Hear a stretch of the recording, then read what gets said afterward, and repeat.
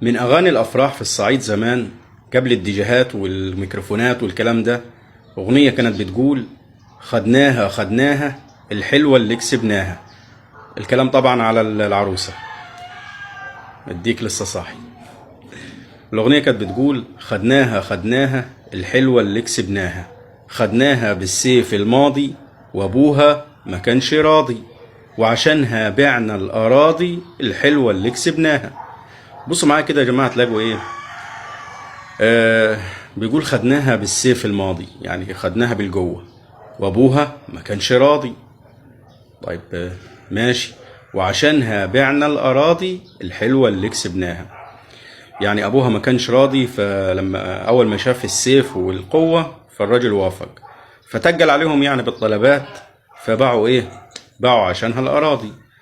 السؤال هنا، الاغنيه دي بتتغنى في الفرح، وطبعا ابو العروسه واهل العروسه سامعين الكلام ده. ايه موقفهم يا جماعة؟ يعني انتوا كده بتشردوا الراجل يعني خدتوها غصب عنه. وبرضه لا تزال الاغاني دي ليها طعم ومذاق مهما حصل يعني. افضل من حمو بيكا والكلام الفاضي اللي انتوا عارفينه. معلش طولت عليكم، ونلتقي مع اغنية من اغاني الصعيد في الفيديو اللي جاي. السلام عليكم.